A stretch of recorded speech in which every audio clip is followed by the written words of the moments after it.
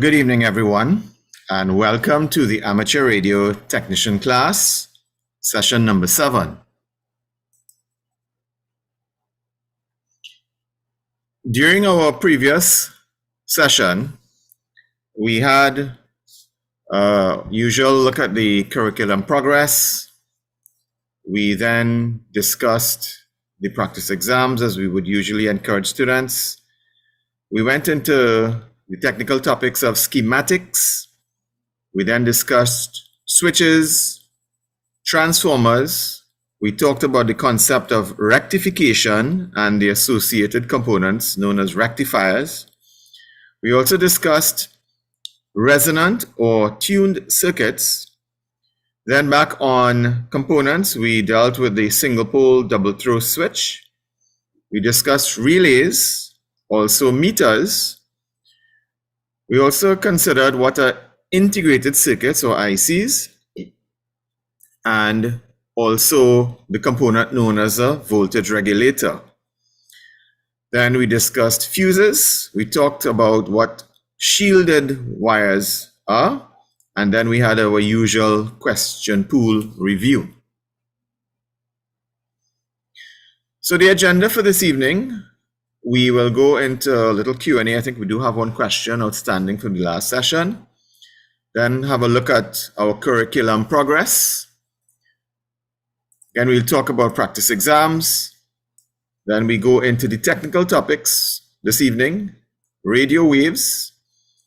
Then we talk about electric and magnetic fields. We also deal with radio wave velocity. We talk about what frequency and wavelength are, and of course, relatedly, bands and wavelength. Then we discuss the propagation modes. We talk about the concept of multipath propagation. Then we go into the topic of reflection, especially as it relates to repeater operation. Then we also get into what knife edge diffraction is. And that will bring us to our question pool review.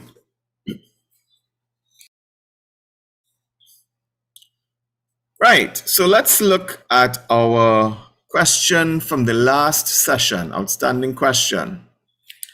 So this was a very good question. Some of the students noticed that we did not deal with all of the components that were listed in the schematics on the slides, and that's simply because we had not yet dealt with any question associated with those components. So let's go with the question that arose. Question was, in diagram 1, or diagram T1 really is what it is called on the exam and in the slide. But the question is, in diagram 1, what is figure 5?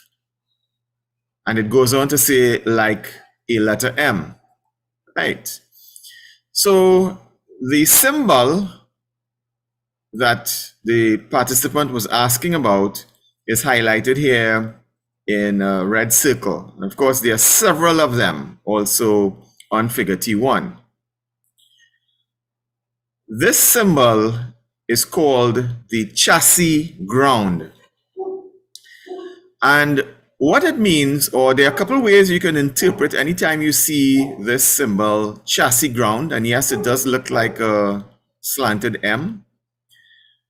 One way you can interpret what it means or what it does or the function of the symbol is, firstly, think of wherever you see the symbol, you can draw a line to all of the other symbols like it and connect those points. So it's a sort of common point of connection, and it sometimes can be used to simplify a schematic. When you use that chassis ground symbol or that common symbol, that's one interpretation. So we'll come back to that in a little bit. Another interpretation is that it means that the schematic diagram that we're looking at, when made into a printed circuit board, it means that the circuit is connected to the chassis, or if you want to use it, the word box, the housing that the circuit will be contained in. Let's say that's a metallic box, and we'll call it the chassis, we could infer that that point on the circuit is connected to the chassis or the box, and therefore chassis ground. That's another possible interpretation that one can draw. And of course, there are some others as well.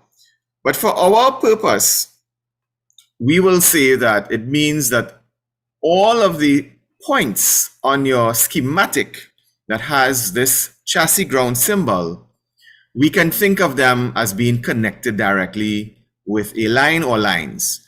So instead of this chassis ground and this chassis ground here and this chassis ground, I can delete them and just draw a line from this point to this point to this point. And you may say, aha, right. So you can see that current can flow along those lines, right? So that's how we can, or one way we can interpret this symbol, the chassis ground. And we have a little write-up here that you can take a look at as well, which pretty much says what we just discussed. So that was the question outstanding from the last session, and an excellent question indeed. I think this one was asked by Nadia. So good question, Nadia. Right. So let us see how we are doing. Where are we in respect of our curriculum? So we have listed all of the main topic areas for the course, started with electrical principles. We completed electronic components and circuits, and we are now commencing the topic radio wave characteristics. So we are progressing quite nicely. We have all this way still to go. And just again, a brief reminder to all participants, these are the links for you to access practice exams for the question pool that we're dealing with, give you an idea of where you are, how much material you know, and set the confidence level. And again, I take the opportunity to congratulate all of our students that have actually sat and passed, whether it's the technician level, general, and some have actually done the extra class as well. So very big congratulations to all. Right. And a reminder again, we still have some students that for whatever reason are not receiving email messages that are sent out at least once per week. And almost always it is that the email gets snuffed into your spam folder or junk mail folder. So we encourage you to check in there and probably consider adding the email address that is sending you the messages to your allow list or whitelist or to accept email so it won't go into the junk mail. That's one way you can do it. Or just simply periodically check your junk mail or spam folder. We also do have a couple of students whose mailboxes become full. We understand that. So of course we either clear it, or if you have another email address that will have the space, you can simply communicate with us and let us know, and we will be happy to change that email address to one that may not fill up as quickly. So some students were indicating that they have not received the material, right? So in every email that we send out now, we contain two links. One is a link to all of the slides that we have sent out, as well as it contains all of the text that you see on your screen here, the no-nonsense guide, the question pool, the part 97, and the additional text, reference text for you. PDFs are all inside of there. So the email that you get, scroll down after the Zoom link and you will see the links to all of the repository that contains all of the documents circulated thus far. And there's another link to a repository of, which is really a playlist that contains all of the sessions, the recordings of the sessions that have gone past. So all of that is in there, participants. So once you have any of the most recent, let's say last 2 or 3 email messages, you will have the link. So there's no real need for us to email out any of these again. We did that initially to all participants, but we now do have a repository and building up that database. So your email contains a link to all of the material circulated. All right. So let's get into the technical topic. So on your screen is a very poor attempt to draw an antenna and radio waves that's emanating from it, right? So we wouldn't say much more about this diagram, but that's what the attempt was, to show almost in cartoon form an antenna and radio waves leaving. All right, so we'll get to some better diagrams. Right, so we need to talk. We're of course doing amateur radio or ham radio, and we recognize that radio and radio signals are what we will be talking quite a bit about in the course. Whether it's the electronic principles, whether it's the regulations, whether it's the operating practices in some cases, it's all about radio. So with radio, there are radio waves. So the question is, what are radio waves? So we talked about, in electric circuit, we have the current that is flowing, the electrons, we are saying electrons are moving in a circuit. And when we use the analogous water circuit, we say it's water moving around in that circuit. And the electric circuit, or electronic circuit, we say it's electrons, and there's a current that's flowing. But what is this radio wave about? Is it something different? Is it something special? Well, yes, in many ways it is. So radio waves are a form of electromagnetic radiation. So radio waves would have both a magnetic and an electric component, and they all are forms of energy, and the radio waves will travel through space. Sometimes we say wireless, right? So there's no wire for that signal to pass through. So you have an antenna, but when it leaves the antenna, it goes into space. Space as in the air around us, not necessarily literally space alone, but just goes without any conduit, any conductor per se. In that sense, it goes into the air or space, or it could even go through water. And those waves can carry signals, which is really what we do as hams. We use these radio waves and we use it to carry information. We apply processing to the signal and send information on those waves with the intention of someone else receiving those radio waves. As they collect it, they will now decode the message that we have sent using those radio waves.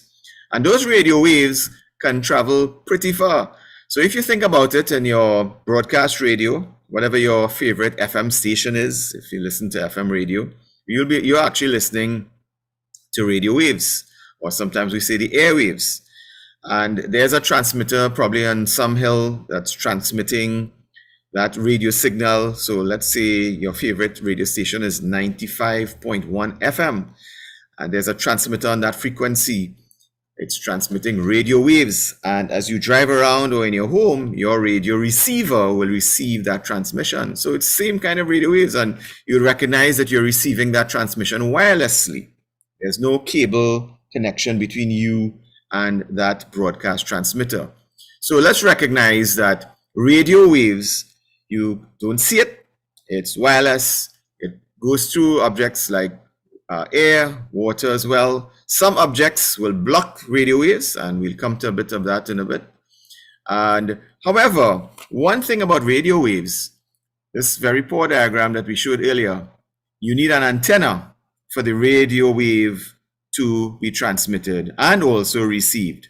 So we will be in the course talking quite a lot about antennas. So once you're talking about radio waves, you need an antenna.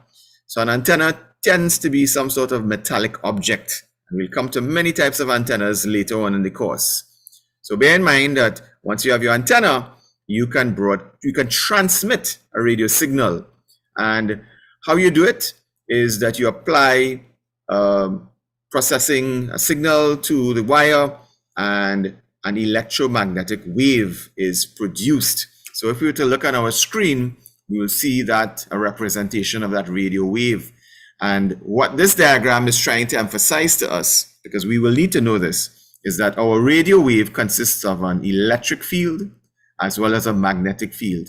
We'll come to a slide in a little bit, what we need to know about the exam, but for now, here is a radio wave that is being transmitted from an antenna. It's propagating out. So we say the direction of wave travel, it's going this way from the antenna. So you can think of the antenna being right here, and the transmission is going outward, and you have both the electric field and the magnetic field interacting together to create that electromagnetic wave or electromagnetic signal, or simply the radio wave. So how we get electromagnetic radiation? We get it from electro or electric field and magnetic field, hence electromagnetic radiation, electromagnetic field, or radio waves. Right, so here's this diagram again with the radio wave. We have added some annotation to it. But let's see what we need to know for the exam. So we have said that as hams, we use radio and radio waves to transmit signals and receive signals. And we said that when we do that, we apply some sort of intelligence or information to it that is transmitted on the other side. The idea is to get your message across, but we're using radio waves. For the exam, we need to know that there are two components of a radio wave, and that's the electric and magnetic field. So that's what we had just discussed. From the antenna, you have the electromagnetic radiation, which consists of an electric field doing this and a magnetic field doing this simultaneously. And there's a relationship which we also need to know for the exam. So second bullet point. So you may recall the tip from last couple of classes. Once you see a bullet point that has yellow writing on it, that's an exam question. So we'd want to pay attention, learn, understand, and memorize. So the relationship between the electric and magnetic fields. So remember we said the radio waves, there's an electric field and a magnetic field. So there's a relationship between the two. That relationship is that they are at right angles. So you may recall that right angles mean 90 degrees. So this is an attempt to show that this wave is at 90 degrees to this wave. So you have your electric field going this way, and you have your magnetic field that's going this way. So electric field, magnetic field. They're going out from the antenna at the same time, but they are 90 degrees apart or at right angles. These are two exam questions. So let's talk a bit more about radio waves. There's a property of radio waves that we need to know about. So if we were to look at our diagrams here, so this is an attempt to show what the radio waves look like. So this is a radio wave, right? We'll see some properties around. But we need to know that these radio waves, when we generate them from an antenna, as they travel through the air or they travel through free space, they move approximately at the speed of light. Okay, so we say the velocity of a radio wave traveling through free space is the speed of light, right? So if you're not familiar with the term velocity, it's not quite the same as speed, but let's use the word speed to understand what velocity means. So we can think about the velocity of a car, or the velocity of light, or the velocity of a radio wave. Think speed, again, not an exact comparison, but if it helps us understand, we utilize it. So the velocity of a radio wave as it transmits through free space is the speed of light. So that's something we also need to know. And here we have it. The approximate velocity of a radio wave in free space is this big number here, right? 300 million meters per second. So this is an exam question also that you will get, and we need to learn the answer. So 2 bullet points, 2 exam questions. And here's our radio wave. Notice one is a little bit more stretched out, one is a little more compressed. And here's 3 others. Again, a little more stretched out, a little more compressed together, and even more compressed. So these are some radio waves, and we'll come to some terms that we need to talk about: frequency and wavelength. So let's go to another slide. Okay, so with radio waves, their properties, we just mentioned them, frequency and wavelength. And as amateur radio operators, we need to understand what frequency and wavelength is and the relationship between the two. So let's get straight into it. On your slide, you can see that there is a radio wave, this sinusoidal wave. It's a radio wave, so it's coming out from an antenna, right? Or just any wave, really, a sinusoidal wave. And there's a property called wavelength. Wavelength is a distance, and wavelength is the distance between any two similar points on the wave. So on your screen here, you have two similar points. It's the peak of the wave. So you go down to negative peak or a trough, go to zero, go all the way to a peak. So these two peaks here, the distance between them, that's called the wavelength. Now, if you were to look at this other radio signal here, this other sinusoidal waveform, you will notice it's similar to this one on top, except it's a little more compressed. The wave is closer than this one. So therefore, there's also a wavelength for this second wave. So this is the wavelength for the first wave. Notice the distance. But this second wave also has a wavelength. But what do you notice of between this wavelength and this wavelength? This one is longer, isn't it? And this one is shorter. So for this particular radio wave, the wavelength is longer. And for this one, the wavelength is shorter. But we also noticed a comment on this side here. So we said, we have a longer wavelength, we have a shorter wavelength. But we may notice that for the longer wavelength, we see that this is a lower frequency. So it's a longer wavelength, but a lower frequency. And this here, we have a shorter wavelength, but we're saying it's a higher frequency. So you'll probably start to detect what we'll call an inverse relationship there, meaning that the long wavelength with the low frequency and a short wavelength means a high frequency. So the shorter the wavelength, the higher the frequency, and the longer the wavelength, the lower the frequency. So that's what we call an inverse relationship. When one thing increases, the other decreases. So inverse relationship.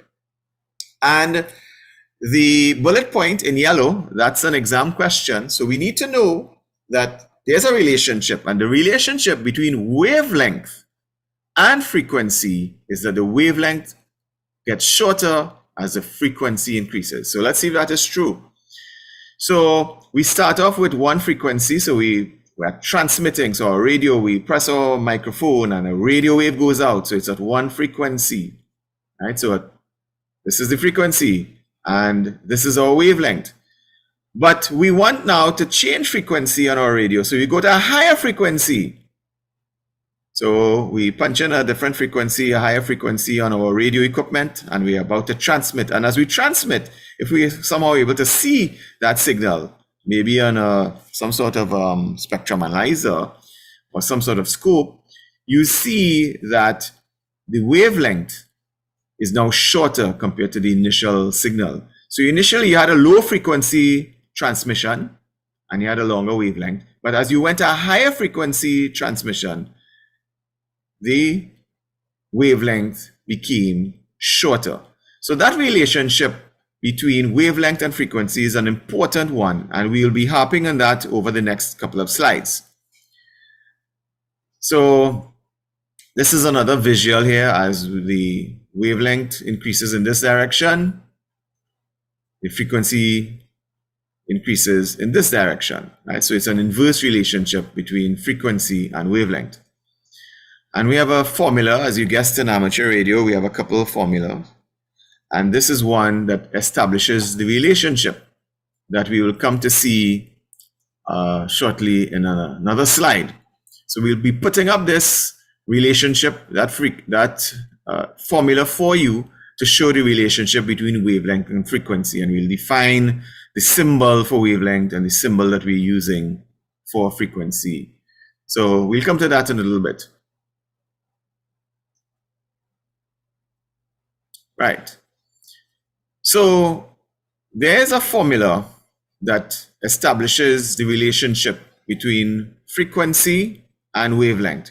So again, if we think of our broadcast radio, 95.1 FM, that's the frequency, but it's 95.1 FM megahertz.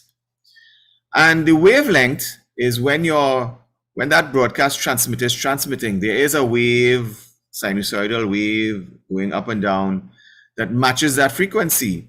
And the higher the frequency, we said, the shorter the wavelength. But we have a formula to actually measure that wavelength depending on the frequency.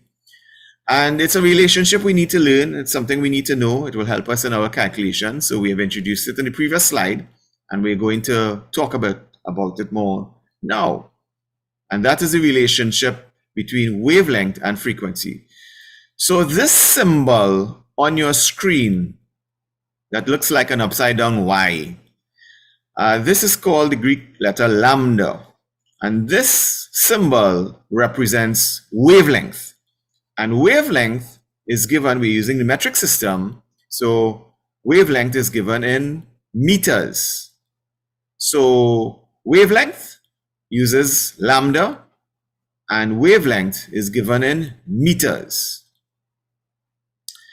The other part of the formula is the letter F, and it simply means frequency. So F for frequency. That frequency is in megahertz.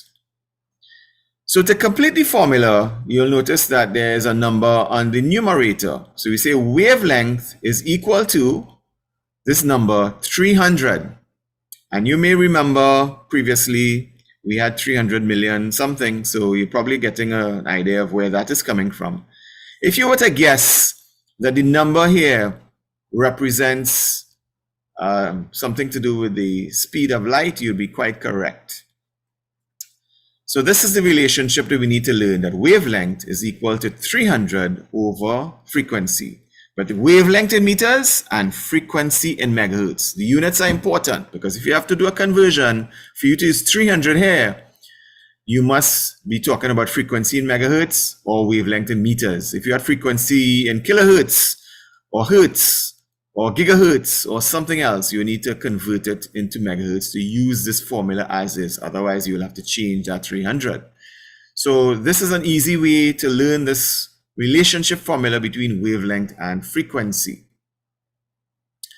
So what we have done here is to start to expose participants to, we have been talking about frequencies in amateur radio, and so far we've just been talking about 95.1 megahertz because many of us will be familiar with broadcast radio. Sometimes we have that broadcast radio in our car or in our homes or somewhere else we'll have a broadcast radio.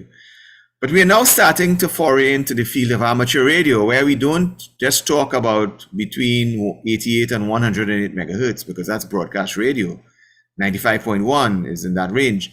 We will see that amateur radio operators have access to a lot of spectrum. So look up here, 1.8 to 2.0 megahertz, 18.068 to 18.168 megahertz, 50 to 54 megahertz, 420 to 450 megahertz. All of this is what you get when you become a licensed amateur radio operator as shared spectrum.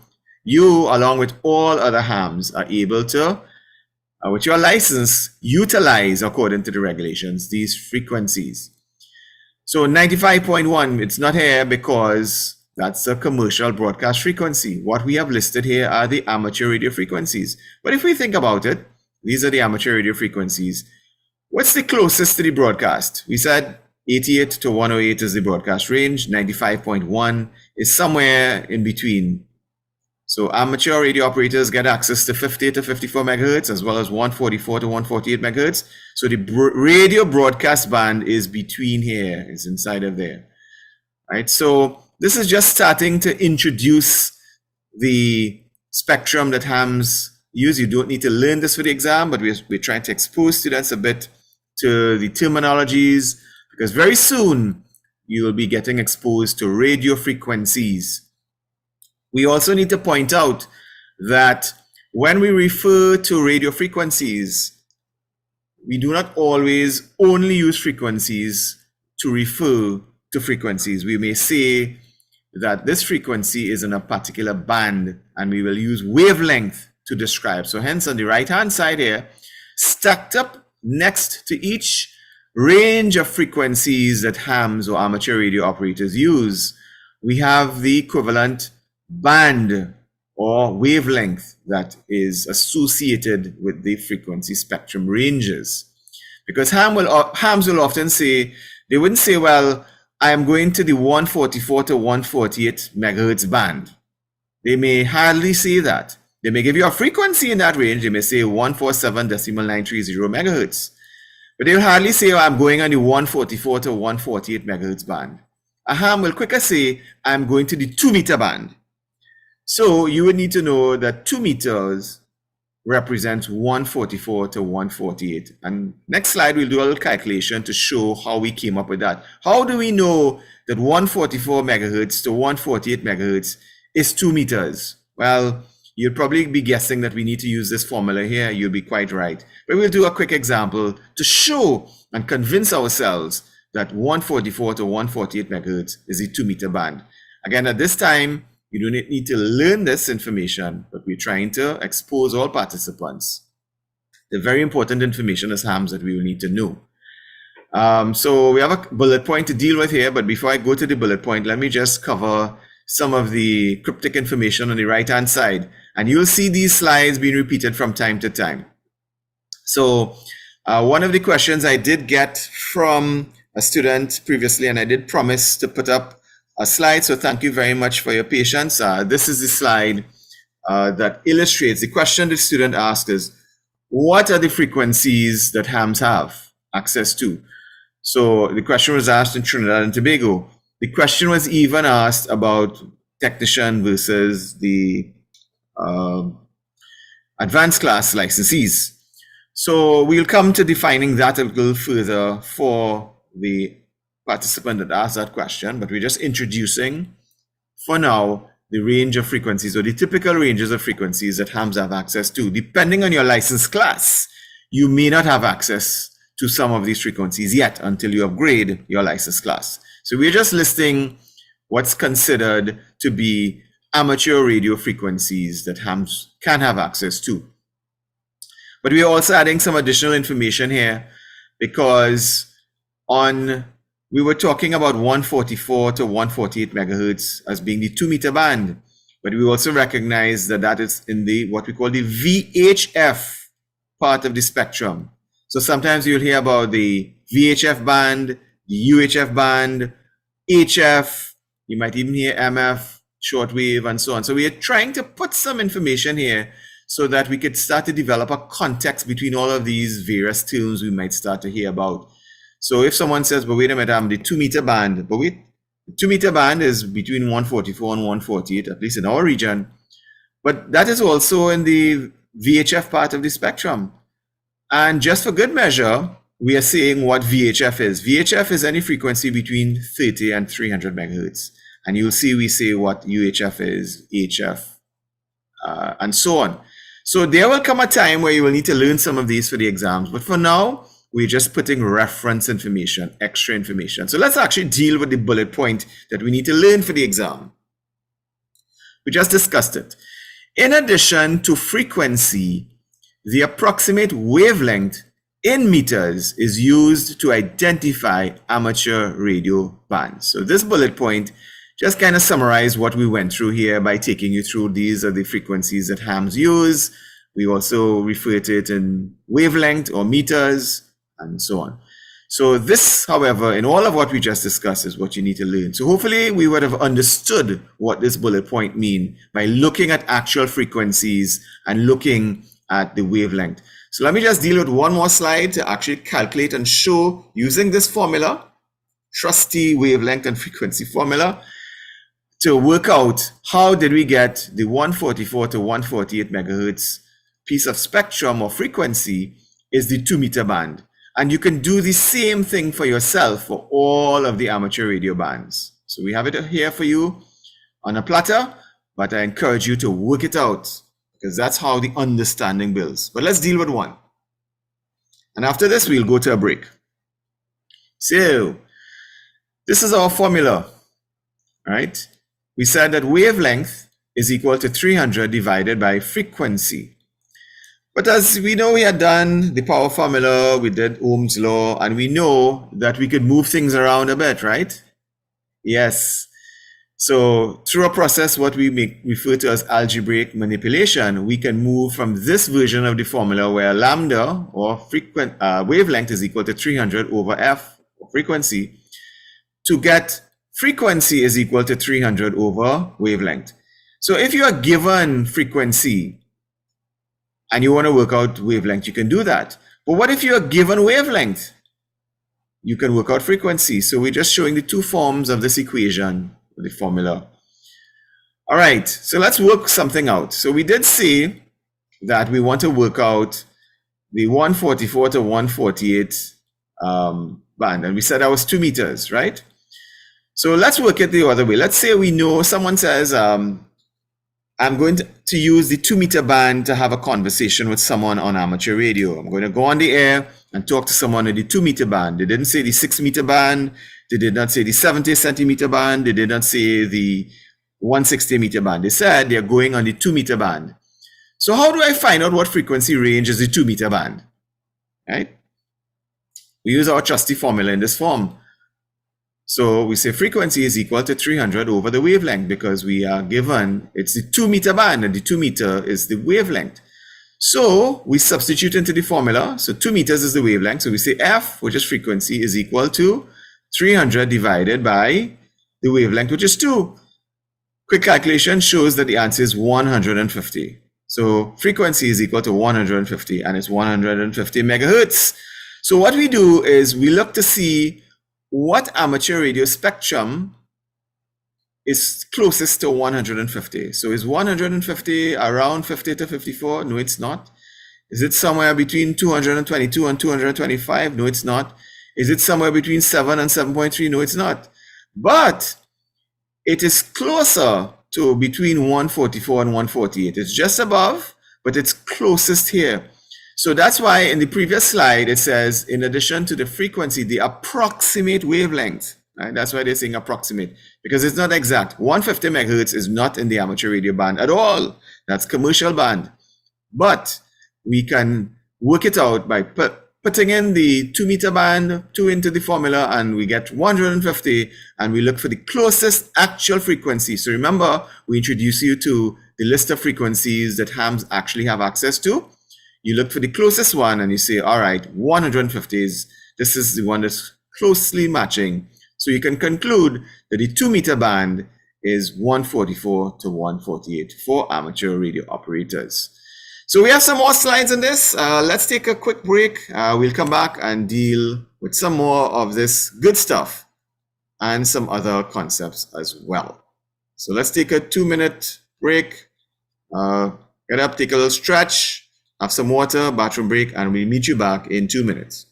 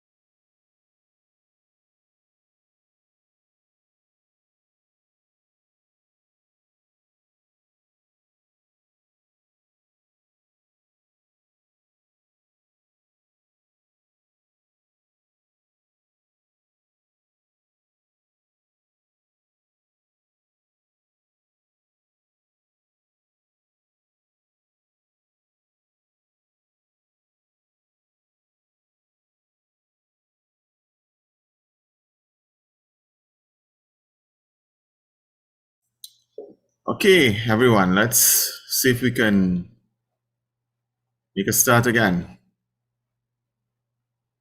All right.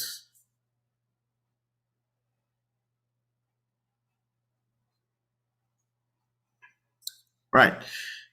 So we just give you a quick way for you to convert when someone in amateur radio says we are going to the 2 meter band or the 6 meter band, how to determine what frequency that is. And it works the other way as well. If you have a frequency 144 megahertz and you want to figure out what meter band that is, you can just use this version of the formula and plug the frequency in and you will get the answer. So practice, right, on your... Right. So let's get to some bullet points. We mentioned it already a little bit, but these are things that are in your exam. Again, on your screen is a lot more information that you need to have, but hopefully as you look at this, absorb and begin to understand more information, this becomes a little more familiar to us. It will begin to make sense, right? So we'll keep putting up this bit of information for you as references, but we're focusing on the exam related questions. So I did mention that we have listed here some of the frequencies that amateur radio operators who are licensed for their particular jurisdiction will have access to spectrum or radio frequencies that they're authorized to use and transmit on. They can have equipment that will transmit on these frequencies so they can communicate. And we will, in our radio equipment, we'll be punching in or dialing these frequencies, and then we'll be transmitting or receiving on them. And then we need to know, because we use the meter band to classify what frequency that we're on, we need to know, well, is it the 20 meter band that I'm on between 14 megahertz and 14.35 megahertz? Or is it the 6 meter band, which is between 50 and 54 megahertz? So we've talked about that. We mentioned that the 2 meter band is in the VHF part of the spectrum, or the VHF frequency range. But there's also UHF, there's also HF, and we need to know what that means. And these are the exam questions that you get here, right? So you'll hear about LF and MF and all sorts of other things. And we have some slides with all of those, what they mean, right, for your information, up to you to read through and reference. But these are the exam questions that you'll get. You need to know for the exam that HF is 3 to 30 megahertz. So that's what we have here. But it's all relative to one another. So you can see where the borders are and start to sort of categorize in your mind, compartmentalize it, and you will be able to remember it. Also, you need to know the VHF is 30 to 300 megahertz and UHF is 300 to 3000 megahertz. So there's a pattern here. 3 to 30, that's HF. 30 to 300, that's VHF. 300 to 3000, that's UHF. So what you're really doing is adding a 0 to it. So just for your reference, we put some extra information here, what MF is and so on. But this is what, you don't need to learn this, but this is just to give you the pattern. So you see 300 kilohertz to 3 megahertz, right? But these are the three that we need to learn for the exams: HF, VHF, and UHF. Because you will hear hams referring to these ranges all the time. They'll say, well, I'm going on HF, or I have a VHF radio, or I have a dual band VHF, UHF radio, or I have a multi-band all mode, radio, HF, VHF, UHF. So these are terms that hams use, and we need to know what it means. So HF frequency, high frequency, is between 3 and 30 megahertz. That's the frequency. VHF between 30 and 300 megahertz, UHF between 300 and 3000 megahertz or 3 gigahertz. So these are the bullet points here. Let's read it out. The frequency range referred to as HF is 3 to 30 megahertz. The frequency range referred to as VHF is 30 to 300 megahertz. And the frequency range referred to as UHF is 300 to 3000 megahertz. So those persons who might be familiar with television sets that had VHF and UHF and you switch the band, again, that's where they got that VHF and UHF from. It's the frequency whether it's between 3 and 30, whether it's between 30 and 300, between 300 and 3000, and so on, to determine what VHF is. Right? Very high frequency, ultra high frequency. And I have a slide that, again, you don't need to learn, coming up in a little bit. But this in yellow are your exam questions. So hopefully these arrows are not too confusing. It will help eventually. Increasing wavelength, increasing frequency, right? So as you increase wavelength, you decrease frequency in this way, but you increase frequency in this way, right? So that's what these arrows are about. Up on this side here means you're increasing wavelength, and on this side you are increasing frequency as you go down, right? So that's the inverse relationship. It's just visual indicators that is meant to help. Hopefully it doesn't confuse. So this is the other slide that I mentioned. Again, highlighted in yellow, the areas we need to know or learn on the chart, but we have tried to be complete so you can see what is above and what's below what we need to learn. What we need to learn is HF is between 3 and 30 megahertz, VHF is between 30 and 300 megahertz, and UHF is between 300 and, well, this should be 3000 megahertz, which is also 3 gigahertz, right? Remember we did the units and the prefixes, mega, giga, and so on. So this should not pose any problems to us that we put 3 gigahertz there. We should know, oh, that's 3000 megahertz, right? So hopefully you're starting to get familiar with those terms and those conversions. However, we did not only put HF, VHF, UHF, we also went into MF and LF and VLF and ULF and SLF and ELF. And we went the other way as well, SHF, EHF, THF, to show what is above what we need to learn and what's below what we need to learn, right? So, and all of the terms, they are here for you to reference and observe and understand, but you don't need to learn all of this.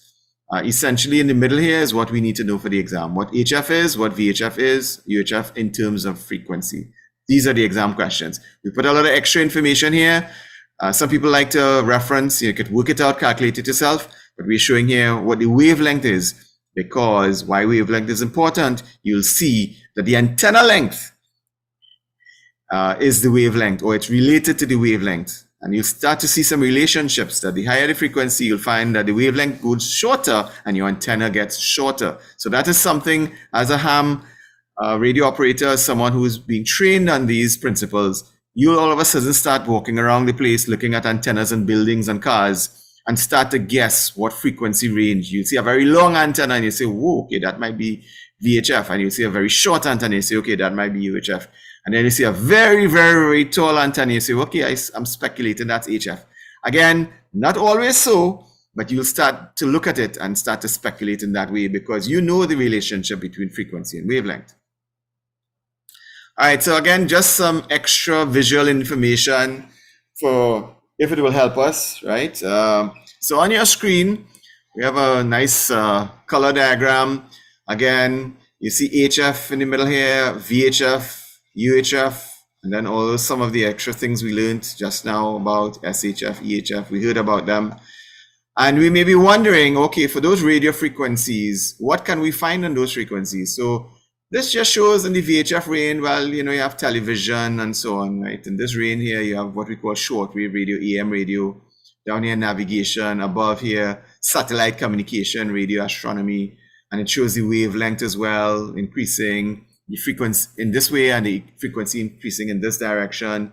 So again, just extra information for your referencing. Hopefully it will be useful as you study and you want to reference. Well, what's above that? What's below? And what are some of the devices, the actual practical devices that operate on these frequency ranges that we're learning about? So what's a device that operates on VHF?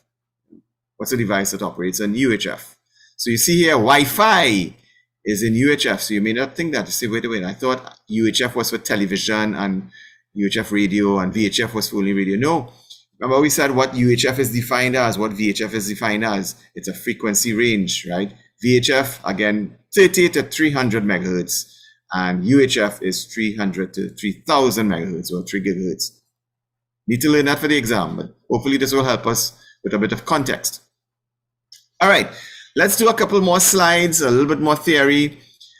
So again, we need to know for the exam what the abbreviation RF means. So RF is simply radio frequency. But for the exam, they will ask you, what is RF? It's an abbreviation. It means radio frequency, signals of all types. Right? So here's another little diagram showing, again, the spectrum, and these are radio frequencies, whether it's very low frequencies or extremely high frequencies. So we should start getting a pattern about frequencies and wavelength. So here's some extra information about what RF is. Again, we said it's an electromagnetic wave. Remember, we say that radio frequency has the electrical component, we have the magnetic component, and it's wireless. So it goes through the air, goes through space, and you have to generate it, such as radio, cell phones, even Wi-Fi routers generate a radio frequency signal. You can't see them. They're invisible to us. They're wireless, but they're there, and they carry information, and we use it over short or long distances depending on the service. So for the exam, you need to know what the abbreviation RF means. So this is some extra information that will hopefully help us understand a little bit more about radio frequency. Right. So as amateur radio operators, we did say that we communicate using radio waves. So if we were to look at the diagram on your right-hand side here, this circle represents the Earth's surface. And these two devices represent antennas on the Earth's surface. And we have radio operators at both ends. So as a ham or as an amateur radio operator, we have a radio connected to an antenna. So there's a concept of what is referred to as line of sight, meaning that if you look beyond or look yonder, you will see the end, and that is your line of sight. But there is something beyond your line of sight. You cannot see any further. And the reason is because the Earth is curved. So visually, you will not be able to see beyond your line of sight. So you will hear hams and radio operators talking ad nauseum about line of sight. And this diagram here hopefully gives us an idea what visual line of sight is. It's as far as you can see, and you can see no more because of the curvature of the Earth. So we recognize that about the Earth. The Earth is not flat, right? So the curvature of the Earth causes our line of sight to be limited. At least one of the causes for it to be limited. What we need to recognize is that we're not just dealing with sight and optical, visual things that we see. We are talking about radio here as hams. Again, we're coming back to the fact that we talk about radio and radio waves. So if we were to look at the diagram towards the left, we also are showing that we have two ham radio operators. You have your transmitter transmitting a signal going to the other ham. And our visual line of sight would normally stop about here, what we call the optical line of sight. We can see no further than this location because of the curvature of the Earth. But because it's radio waves we are transmitting, those radio waves actually travel further, even though they are kind of line of sight radio waves, those in the VHF and UHF part of the spectrum, they tend to be line of sight.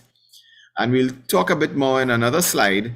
What else can a radio wave do besides be line of sight? You'll see very well that radio waves can travel very large distances as well. But for now, we're talking about almost as though you take a flashlight and you point it at a location, how far can it go and where can you see that spotlight? That is essentially what we're talking about here with line of sight for radio waves. That flashlight spotting something as far as we can see, but it goes no further. But with radio, due to the properties of radio, the radio wave is able to go beyond the traditional line of sight due to a property called refraction. So the radio signal goes and is refracted. And refracted is just another fancy word to mean bend or bent, right? So we're bending the radio waves a bit. So as it bends, it actually goes a little further than optical line of sight. So this is just to give you an idea that radio waves, while in some cases they travel line of sight, they actually can go beyond what we expect the line of sight to be because of the concept of refraction. So radio waves traveling in a straight line, they will get to this point. And these are relatively short distances on Earth. And we'll come in a slide just now where we can see that we can also transmit not only just the line of sight, but we could go all the way around the globe. So this extra information on your slide here is just for your information. It's not on the exam, but it's good to know. All right. So we are coming to some actual exam questions, but before we get to the exam questions, let's look again at this diagram that we had before, right? So we said this is the visual line of sight, but we also said because the radio wave is refracted in the atmosphere, it bends and actually goes a little further or throws a little further, and it extends your reach. It's radio wave and you go further. So that's the first point here. The radio horizon for VHF and UHF signals are more distant than the visual horizon as the atmosphere refracts or bends radio waves slightly. So what are they saying to us here? So they're specifically telling us about the VHF and UHF signals. But what is VHF and UHF signals? Did we learn about that? Yes, we did. We said that, well, let's use this slide. We said VHF is between 30 and 300 megahertz. That's the frequency. And UHF is between 300 and 3000 megahertz or 3 gigahertz. So when we talk about VHF and UHF, and you're seeing it for yourself, as persons in industry, we talk about VHF signals and UHF signals. But what is that? It simply means VHF is between 30 and 300 megahertz, and UHF is between 300 and 3000 megahertz. That's all that means. So VHF and UHF signals, those are the very high frequencies, all the way up there. They can go beyond what we will consider to be the visual line of sight, because the atmosphere, so above the Earth's surface is the atmosphere, and as the radio waves go into the atmosphere, they are bent or refracted, so they go a little further than they would otherwise normally go. So this is an exam question. And one of the things we need to also know is that while the refraction occurs and it goes a little further than the visual line of sight, so that is now considered to be the new radio horizon, as far as the signal can go. But that is as far as it can go, and it can go no more. So let's talk about why it goes no more. So that ground wave, as we may call it, goes and extends to the maximum distance it can go. But amateur radio operators, we had said a little while ago that hams communicate all around the world with their radio signals. But if we are saying that the signal stops here, how can we communicate around the world? Well, we did say this is VHF and UHF signals, right?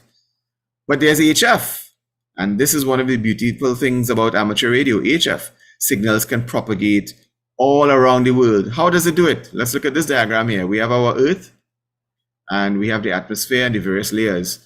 And then we may notice that we have a layer above the Earth called the ionosphere. And that layer is what allows our HF signals to, when we transmit it, to go up to the ionosphere, and it bounces. So we will be hearing us say that hams, we bounce signals off of things all of the time, right? So we are bouncing that signal off of the ionosphere, and it drops back down to Earth. It doesn't only just drop back, it sometimes can bounce back up again after that to the ionosphere and bounce back down again. So those hops can occur as well. We'll come more in future sessions a little more about how this propagation works. But we need to learn, for our purposes here, the UHF signals don't do that. So if you notice on this diagram, you see the signal, it's leaving the transmitter, it will go to the radio horizon and maybe stop somewhere here. According to this diagram, it will stop somewhere here. But it will also go here and go straight through the ionosphere, and it's not bounced, or it's not refracted or reflected, if you want to use that term. It doesn't go into the ionosphere and curve back out and come and bounce back to Earth. It goes straight through, lost in space. So that's the point here. Simplex UHF signals, that means a transmission from a radio leaving on the UHF frequency, are rarely heard beyond their radio horizon. Where's the radio horizon? We said the radio horizon is where the radio signal will go. It's beyond the usual line of sight because of refraction. So this is our radio horizon, but we cannot usually go beyond that, because that signal is not able to usually bounce off the ionosphere, not UHF. So we're saying UHF signals are rarely heard beyond their radio horizon, which is here, as UHF signals are usually not propagated by the ionosphere. Right? So this is an exam question. Why are UHF signals, why do they not bounce like HF signals all over the world? Because it goes straight through the ionosphere. It's not usually propagated. These two are exam questions. So we have a couple more concepts. So we'll be going a little bit late on today's class. So hopefully everyone can stay with us for another extra, maybe 10, 15 minutes. Because we still have our question pool review to do. So a couple more concepts that we want to take care of this evening.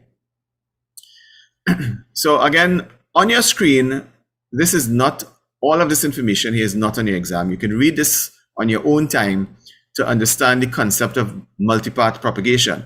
But we'll go through what multipath propagation is because we do have some exam questions on it. So you can read this on your own time. Let's look at this diagram on the right-hand side here. So again, as hams, we are transmitting radio waves and it's going out all over the place.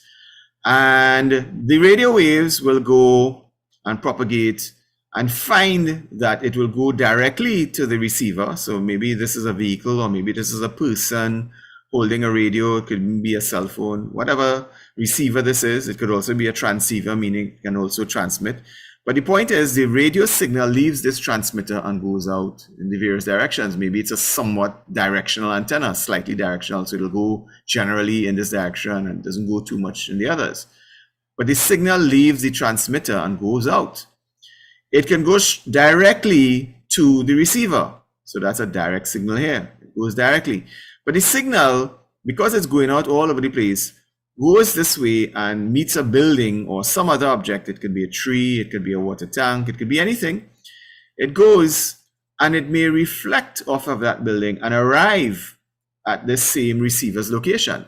So what you would probably recognize is that there are two ways that this signal got to this receiver, the direct route and also an indirect route via a reflection. So two ways. But guess what? That's not the only way. We have many other objects around and this signal is going out literally all over the place. So it goes now and finds another building and that radio signal will bounce or reflect. That's what radio signals do. They do reflect off of certain objects and to reflect and go in this direction. And that signal also arrives at the receiver. So you might be thinking, but wait a minute, what happens? Isn't that weird? Someone sends you a signal, you don't just get one signal, you get multiple signals. Can that be a problem? Yes, that can be a problem because it can strengthen, it can reduce the signal depending on how it arrives compared to the direct signal. So it can help sometimes, but quite often it can create a problem. So let's deal with the question pool. Sorry, the questions relating to this theory here of what is referred to as multipath propagation. Propagation of the radio waves goes out in all directions and it takes multiple paths. Hence the reason we are calling it multipath propagation. Okay, so these are the bullet points that you need to learn for the exam. But let's deal with what they mean. So again, the same diagram from the previous slide. You have your transmitter, you have signals. The signal is leaving this transmitter, but it goes out in all directions and it arrives at the receiver in different time, right? So it takes a little longer to go and bounce off of the building to get here. So as we say, outer timing, right? So you get the direct signal and then a little while after you get the same signal again, right? Sounds confusing as a human being. Well, so too it can be for radio equipment. We say that the signal may sometimes vary greatly when the antenna is moved only a few feet because multipath propagation cancels or reinforces the signal. So we did say it can be helpful, that additional pathways that it gets to you can be helpful. It can increase your signal, but it can also destroy or decrease or be destructive in that signal that arrives here. So that multipath propagation can help, but it can also destroy the signal. It can reduce it. And that is heard by an amateur radio operator as a signal that is varying You know, it's like I'm talking here and then I reduce my volume a little, but then I speak a little louder and then I reduce my volume again. So that's a varying signal. It can be irritating. You want to have a constant signal. So with the radio waves varying, that's a problem, or it can be a problem. And again, we're talking about VHF signals here, but these are the ones that we'll typically talk about bouncing those signals off of, right? VHF. So bullet point 1 is what you'll get in the exam. VHF signal strengths sometimes vary greatly when the antenna is moved only a few feet because multipath propagation cancels or reinforces the signal. Sounds a little bit cryptic, but hopefully we understand what multipath propagation is and understand that maybe this is a handheld radio we're walking around, or we're in a mobile and we're moving around. And if we move a little bit here, the reflection will be a bit different from this side and also the direct signal. And therefore it may vary as we move around this radio equipment. Here's another term, bit of jargon that we need to be familiar with. So due to that same multipath propagation, meaning the signal leaving the transmitter and arriving at the receiver through various pathways, can result in variation, as we mentioned in the first bullet point. But there's a particular type of variation that's called a rapid flutter, also known as picket fencing. So we need to be familiar with this bit of jargon, that due to multipath propagation, that fluttering is referred to as picket fencing. It's very irritating. However, it's a bit of jargon that amateur radio operators use. The meaning of the term picket fencing is the rapid flutter on mobile signals due to multipath propagation. So all dealing with multipath propagation, signal can cancel or reinforce, and therefore it can vary. It can also flutter in a phenomenon known as picket fencing. And let's come to the last bullet point that we need to learn on this slide for the exam, respect to multipath propagation. So of course, we did say that hams can transmit voice. We can speak, and that mode is incidentally called the phone mode. When we speak, we use voice, but hams can also use data. We can transmit data over the radio system. So that last bullet point is if we use data across our radio frequency links, multipath propagation can affect it as well. What effect does it have? Well, we may increase the error rate due to multipath. It degrades the signal. If our voice signal is degraded, you can tell it's fluttering, you can tell it's varying, you can tell it's distorting. Imagine if you send data instead of voice. That data is also going to be, in a way, corrupted or affected. So therefore, there'll be more errors. When you send data, it will not be clean. The data may have errors. You may have to retransmit. So that's the last bullet point, that the effect of multipath propagation as on data transmission is that the error rates, and again, this is for data signals, the error rates are likely to increase once you have multipath propagation. So you're seeing some downsides of bouncing signals around. Later on, we'll see all of the positive vibes behind bouncing our signals. All right. Couple more slides, folks. So we need to understand for this next slide what a repeater is. So on your screen, you will see that we have a mountaintop, and you will see that we have radio operators or radios. So this is a handheld radio. This is another handheld radio. And all a repeater is, it's like a cell tower.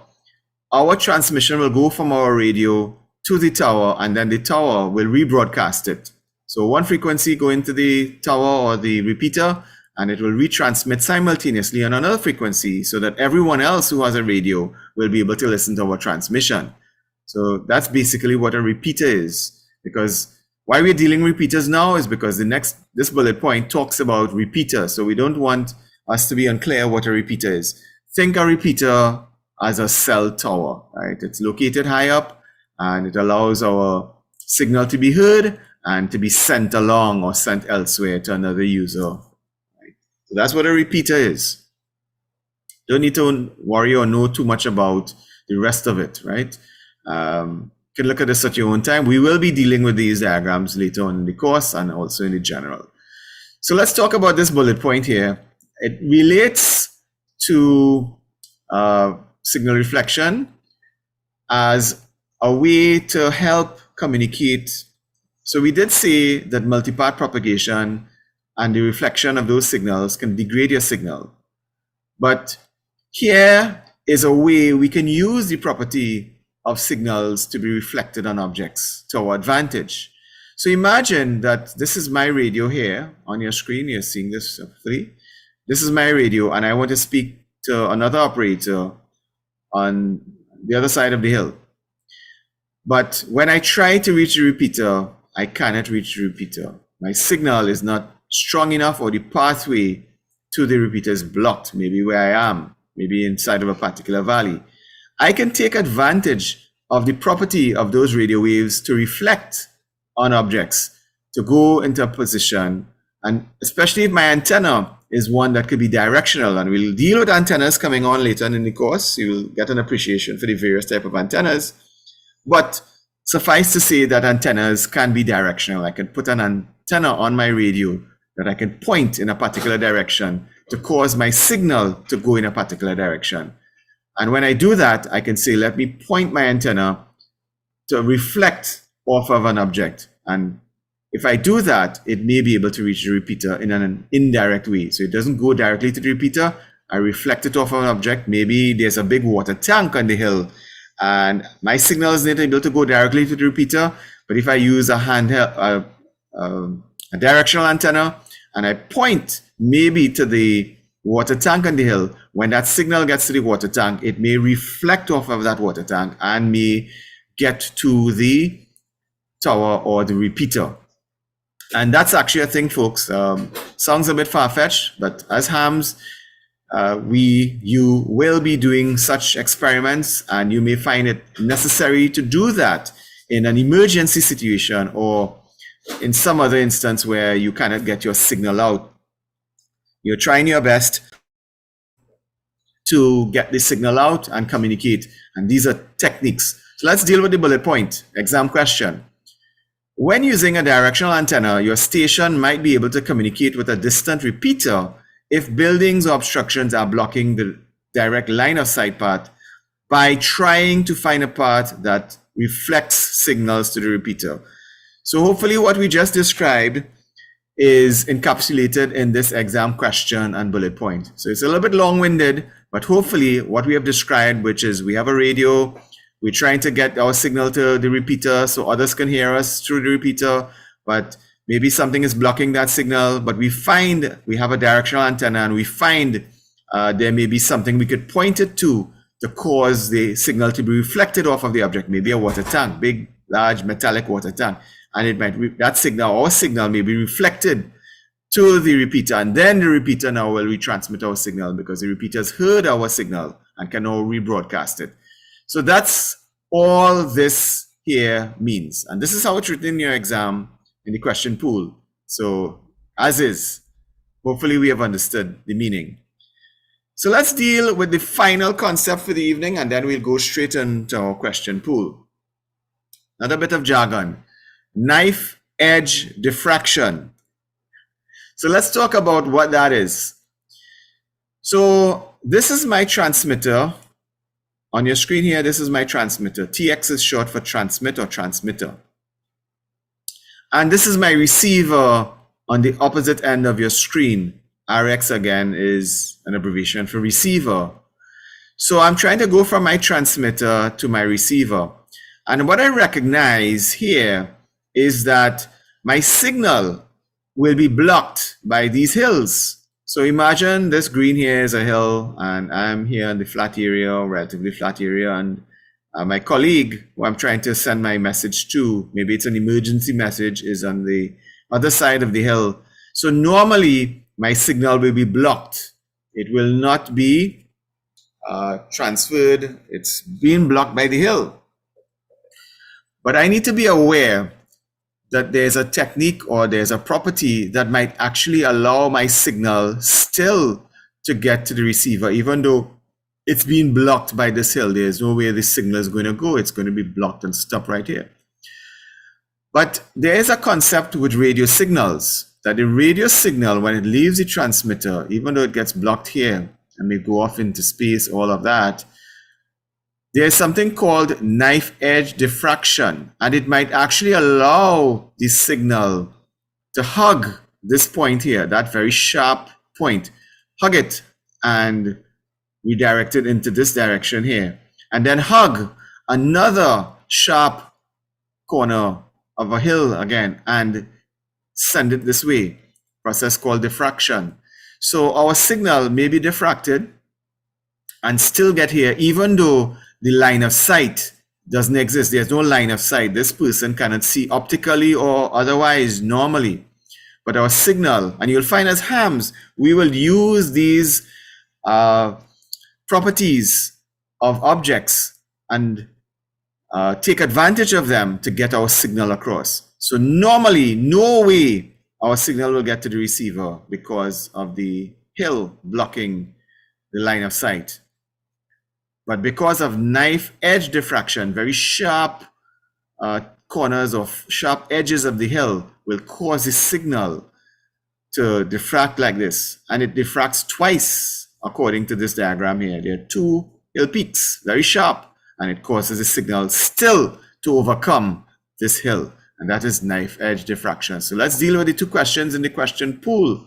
Before I come to the second bullet point. So we need to be aware that frequencies in the UHF part of the spectrum and higher, which is microwave signals, trees will not allow your signal to continue on. It will block them by absorption. Those trees, the sap and all of that inside of the trees will cause your signal to stop there dead in the water. It will absorb it. So we'll deal with the question in the question pool shortly. So we just talked about knife edge diffraction, and this is an exam question. Knife edge diffraction is an effect which may allow radio signals to travel beyond obstructions between the transmitting and receiving stations. So we need to know this for the exam. That's what we just described. That knife edge diffraction can allow our signal to get there. Don't mind the line of sight, it doesn't exist. And the second bullet point is what we just mentioned with respect to trees, vegetation, forests, and so on. Absorption is the effect of vegetation on UHF and microwave signals. So those trees will absorb those radio frequency transmissions and essentially stop them dead in their tracks. Two exam questions. So I noticed everyone has stuck, no one has dropped off. So I'm very grateful for the extra time, folks. We now come to dealing with the question pool, the questions that you will be getting in the exam or can get in the exam related to the theory that we have just covered. So again, we will try to speed through these questions in the interest of time. And again, we have just dealt with all of them anyway, just for you to see what the questions may look like in the exam so we could become comfortable. If you're doing the practice test, you're already perhaps quite familiar with what the questions look like. So let's see if we can do Speedy Gonzalez here. First question in the question pool. And just by the way, we are covering between pages 35 and 40 in the question pool. So on the slide, we do have the pages of the question pool, or rather the no nonsense guide. All right. What are the two components of a radio wave? Probably hearing everyone shouting electric and magnetic fields. And yes, you're quite correct. We learned that radio wave consists of both electric and magnetic fields. All right, next question. I'm sure you're anticipating what that question is, right? What is the relationship between the electric and magnetic fields of an electromagnetic wave? Well, we said that they are 90 degrees to one another. We showed a diagram there at right angles, electric and magnetic fields. Yeah, that's the radio wave, folks. Okay, what is the velocity or speed of a radio wave traveling through free space? How fast is it going? Well, through free space, radio waves travel at the speed of light. It's not the speed of sound. It's not anything else. It doesn't increase or decrease based on frequency. It's the speed of light. So next question is, what is the approximate velocity of a radio wave in free space? They're kind of asking you, what is the speed of light? And that is 300 million meters per second. That's the velocity. Okay, next question in the question pool. What is the formula for converting frequency to approximate wavelength in meters? That's where our trusty formula comes in. So they didn't put it in a formula format, mathematical formula format. They put it in words. How they put it? They said wavelength in meters, that's lambda, if you remember, equals 300 as the numerator, yes, divided by frequency as the denominator, frequency in megahertz, right? So wavelength needs to be in meters, 300 is just a number, and the frequency needs to be in megahertz. So that's that trusty formula that we showed, but written out in words. So make sure that we're familiar, because they'll try to tie us up with all these other options. Look how close the distracted answers are, you know, but you know it's wavelength, lambda is equal to 300 divided by frequency. So you can write that down as you get into the exam, just write down the formula. So when this question comes, if you have any challenges with it, you can be looking at the formula that you remember, and you will be able to get the correct answer. All right, let's continue. What is the relationship between wavelength and frequency? Right. So we did say that wavelength gets shorter as frequency increases. So that's the relationship, the inverse relationship between wavelength and frequency. So hopefully we are catching that concept. When one goes up, the other one goes down. If you look at the formula as well, it will allude to that. All right, hopefully we're comfortable with those questions thus far. Next question in the question pool. In addition to frequency, which of the following is used to identify amateur radio bands? Right, so remember we said Hams will talk about a frequency 147.930 megahertz, for example. That's the frequency. And then they'll say, well, I am on the 2-meter band, right? So that's the answer right there. In addition to frequency, the approximate wavelength in meters is used to identify a band. Yeah. And hams really do that. All right, so, okay. What frequency range is referred to as HF? So we learned 3 ranges, right? We learned HF, VHF, UHF, and we learned that HF was between 3 to 30 megahertz. So don't get tied up, folks. 300 to 3000, that one is UHF, right? 30 to 300, it's VHF, right? Look at this here. 300 to 3000 kilohertz. See how this, they're tying you up there, but they put 3 kilohertz, right? All right. So next question, what frequency range is referred to as VHF? Well, it's 30 to 300 megahertz. What frequency range is referred to as UHF? Yeah, you'd be right if you said 300 to 3000 megahertz. That's the answer. Okay, next question. What does the abbreviation RF means? We learned that it's radio frequency, and the correct answer is radio frequency signals of all types. Okay, a couple of questions on propagation modes. Why is the radio horizon for VHF and UHF signals more distant than the visual horizon? So we learned that it's due to the atmosphere that refracts radio waves slightly, refracts or bends. Yeah. So that's the reason why for VHF and UHF signals, it is further or more distant than our optical or visual horizon because of the atmosphere refracting those radio waves just ever so slightly. All right, next question in the question pool. Why are simplex UHF signals rarely heard beyond their radio horizon? So UHF signals, that's the frequency range we're talking about. And we said that type of signal is not able to capitalize on the ionosphere to bounce it to cause it to go any further. So that's the answer. UHF signals are usually not propagated by the ionosphere. They go straight through. Next question. Why do VHF signal strengths sometimes vary greatly when the antenna is moved only a few feet? So we learned about a phenomenon known as multipath propagation that can cancel and reinforce the signal. We had a diagram that shows what that looks like. You have the direct signal and the reflections. Well, that's the answer. Multipath propagation cancels or reinforces the signal. And that's the reason why it may vary. Sometimes you have constructive and sometimes you have destructive and that can cause the signal to vary. Next question in the question pool. What is the meaning of the term picket fencing? We define it as the rapid flutter on mobile signals due to multipath propagation. As you drive around, you will hear that picket fencing in the, it's quite irritating it can be. Picket fencing. What effect does multipath propagation have on data transmissions? So we said with data transmissions, if you have multipath propagation, that is going to cause some sort of distortion in the signal, which will lead to error rates increasing, or error rates are likely to increase. It's data we're talking about, so it's error rates will increase. Okay. Next question in question pool. When using a directional antenna, how might your station be able to communicate with a distant repeater if buildings or obstructions are blocking the direct line of sight path?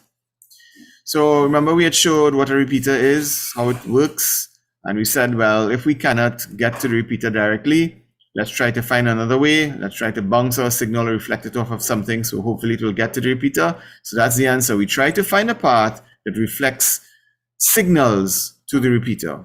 Right, so we use a directional antenna, point it, and hopefully we'll be able to do just that. All right, a couple more questions and then we wrap. Which of the following effects may allow radio signals to travel beyond obstructions between the transmitting and receiving stations? So let's dissect that question one more time. Which of the following effects, so we're looking for an effect, may allow radio signals to travel beyond obstructions between the transmitting and receiving stations? So there's no line of sight. That's what we're saying here, right? But there's an effect, a phenomenon known as knife edge diffraction that can still allow the signal to go from the transmitter to the receiver. Once you have those sharp edges of objects, the signal will diffract, and it's called knife edge diffraction. So last question in question pool. What is the effect of vegetation on UHF and microwave signals? So we talked about vegetation, trees, having sap, forests, having an effect absorbing the signals. So if you are in the forest and you try to transmit on the UHF band or microwave signals, the trees or the vegetation will absorb the signals. Yeah. So hopefully all of that information is helping us to understand not only the theory for the exams, but also when some of us are radio operators of different types. You're probably saying, oh, that's why when I go into the forest with my FRS radio, I find once I go around the corner or go a few feet away from a couple hundred feet from my colleague, I don't hear them. Well, now you know. Absorption as trees or vegetation will do that. Okay, so we're back to our slide deck. And again, to mention the question pool questions that we are tackling in the No Nonsense Guide, I always put up the pages that we are dealing with here. So you can always look there if you want to reference quickly what page it is. So we're between pages 35 to 40 this evening. As always, feel free to contact us via email or WhatsApp. That's the best way to ask questions. I do regret this evening we were not able to deal. I see that there are questions we have not been able to look at or deal with. So I'll try to capture them. If any of them are urgent or you really need an answer, please send me an email. I'll try to get them from the chat. If I don't, I do apologize. Send an email or WhatsApp. We'll try our best to respond. So folks, our next session is scheduled for next Friday, which is the 2nd of June. So thank you very much, everyone. Do have a good night and all the best. Be safe.